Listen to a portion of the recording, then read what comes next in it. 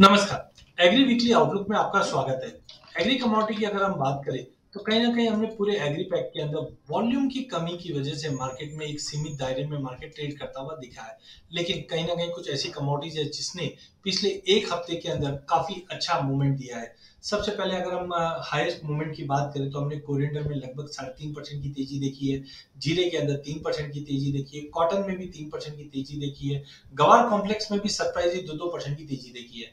But castor की अगर बात करें तो पिछले एक हफ्ते में मार्केट एक कंसोलिडेट कर रहा है। पिछले एक महीने में 5.5% की बड़ी तेजी के बाद पिछले एक हफ्ते से मार्केट 6000 के इर्द गिर्द ही घूम रहा है।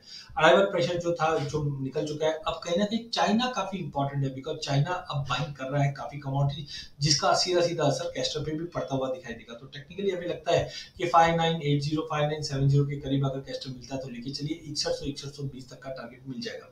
मेहता की स्विंग तो अच्छी नहीं हुई है। पिछले 3-4 सालों से भाव अच्छे नहीं मिलने की वजह से स्विंग का रकबा कंटिन्यू कम होते जा रहा है। बट डिस्पाइट इट प्राइस में कोई बड़ी तेजी इसलिए भी नहीं है क्योंकि सिंथेटिक मेंथा मार्केट में अपना शेयर बढ़ा रहा है जिसकी वजह से कोई मेजर इंडस्ट्रियल बाइंग भी नहीं है।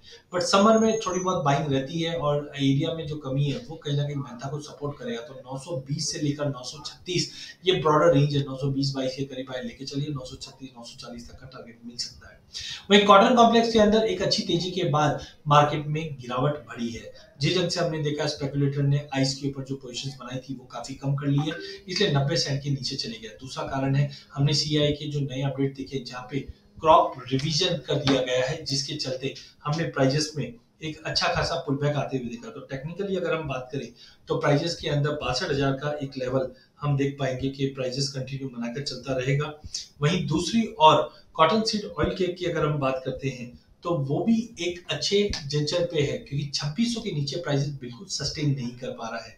तो टाइमिंग हमें लगता है कि कॉटन सीड ऑयल केक का 2580 से लेकर 2660 का एक ब्रॉडर रेंज है जो 200 मूविंग एवरेज है। एक बार प्राइस 2650-60 के ऊपर निकलता है तो हम 2700 प्लस के भाव देख पाएंगे। हाँ, ऑयल सीड कॉम्प्लेक्स के अंदर अब तेजी बन रही है जिसका support cotton seed oil cake को मिलेगा। गवार कॉम्प्लेक्स के अंदर एक रेंज बाउंड ट्रेड है लेकिन पिछले एक हफ्ते में 2 से 2.5% की तेजी बन चुकी है। ये दर्शाता है कि मार्केट में लोअर लेवल पे बायर्स एक्टिव है बट हायर साइड पे 5350 5400 एक इंपॉर्टेंट रेजिस्टेंस है। फंडामेंटल साइड कोई मेजर चेंजेस नहीं। एक्सपोर्ट डिमांड ठीक ठाक है जो प्राइस को सपोर्ट करेगी। टेक्निकली 5350 से 5380 का लेवल गवार सीड में और गवार गम में 10,650 तक का लेवल दिखा सकता है। लास्ट में अगर मसालों की बात करें तो एक लंबी गिरावट के बाद हल्दी में अब बाइंग बनती है। 16,500 पे बाय कीजिए 18,000 के टारगेट के लिए। जीरा भी 26,000 तक का लेवल और कोरिएंडर 8,000 तक का लेवल दिखा सकता है। अराइवल की कमी है। लोअर लेवल पे न्यू सीजन की बाइंग स्टार्ट हो चुकी है।